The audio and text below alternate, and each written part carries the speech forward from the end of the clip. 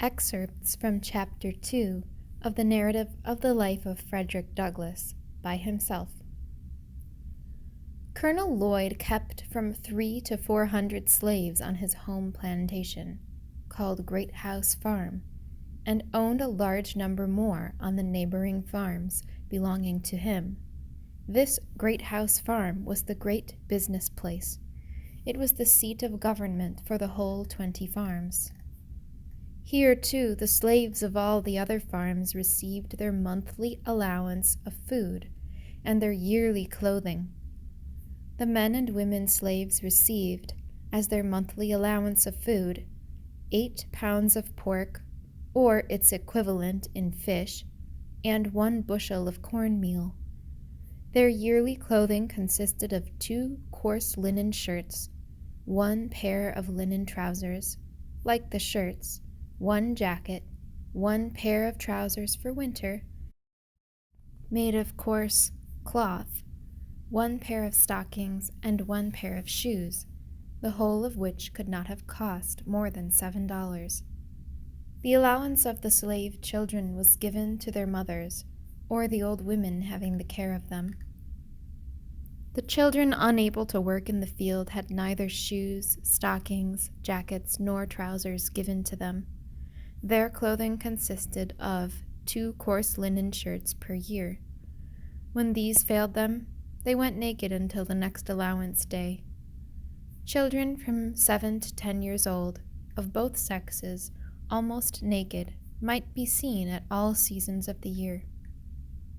There were no beds given to the slaves, unless 1 coarse blanket be considered such, and none but the men and women had these. This, however, is not considered a very great privation. They find less difficulty from the want of beds than from the want of time to sleep, for when their day's work in the field is done, most of them having their washing, mending, and cooking to do, and having few or none of the ordinary facilities for doing either of these, very many of their sleeping hours are consumed in preparing for the field the coming day. And when this is done, old and young, male and female, married and single, drop down side by side on one common bed, the cold, damp floor, each covering himself or herself with their miserable blankets, and here they sleep till they are summoned to the field by the driver's horn. At the sound of this, all must rise and be off to the field. There must be no halting. Everyone must be at his or her post, and woe betides them who hear not this morning's summons to the field. For if they are not awakened by the sense of hearing, they are by the sense of feeling. No age nor sex finds any favor. Mr. Sevier, the overseer, used to stand by the door of the quarter, armed with a large hickory stick and heavy cowskin, ready to whip any one who was so unfortunate as not to hear, or from any other cause was prevented from being ready to start for the field at the sound of the horn. Mr. Sevier was rightly named. He was a cruel man. I have seen him whip a woman, causing the blood to run half an hour at the time, and this too in the midst of her crying children, pleading for their mother's release. He seemed to take pleasure in manifesting his fiendish barbarity. Added to his cruelty, he was a profane swearer. It was enough to chill the blood and stiffen the hair of an ordinary man to hear him talk. Scarce a sentence escaped him but that was commenced or concluded by some horrid oath. The field was the place to witness his cruelty and profanity. His presence made it both the field of blood and of blasphemy. From the rising till the going down of the sun, he was cursing, raving, cutting, and slashing among the slaves of the field, in the most frightful manner. His career was short. He died very soon after I went to Colonel Lloyd's, and he died as he lived, uttering with his dying groans bitter curses and horrid oaths. His death was regarded by the slaves as the result of a merciful providence. The home plantation of Colonel Lloyd wore the appearance of a country village. It was called by the slaves the Great House Farm. The slaves selected to go to the great house farm for the monthly allowance for themselves and their fellow slaves were peculiarly enthusiastic. While on their way, they would make the dense old woods for miles around reverberate with their wild songs, revealing at once the highest joy and the deepest sadness. They would compose and sing as they went along, consulting neither time nor tune.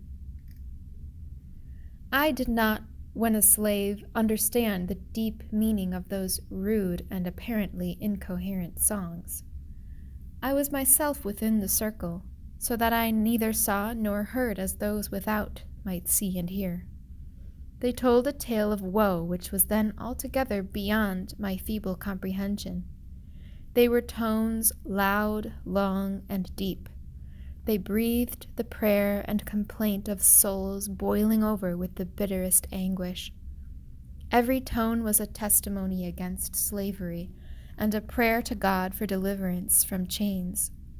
The hearing of those wild notes always depressed my spirit and filled me with ineffable sadness.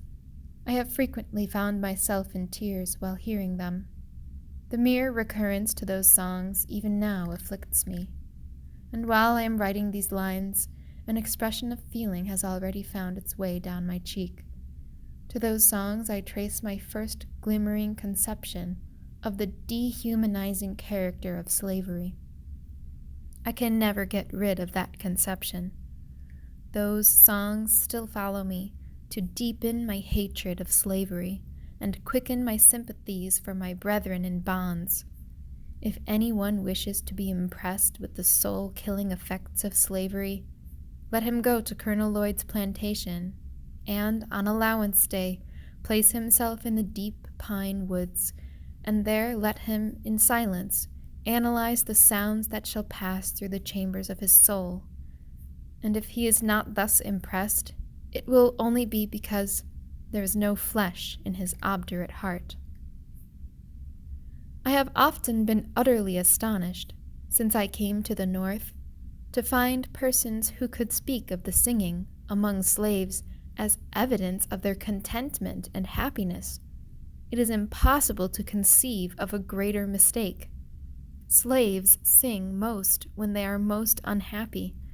The songs of the slave represent the sorrows of his heart, and he is relieved by them only as an aching heart is relieved by its tears. At least, such is my experience. I have often sung to drown my sorrow, but seldom to express my happiness. Crying for joy and singing for joy were alike uncommon to me while in the jaws of slavery. The singing of a man cast away upon a desolate island might be as appropriately considered as evidence of contentment and happiness as the singing of a slave. The songs of the one and of the other are prompted by the same emotion.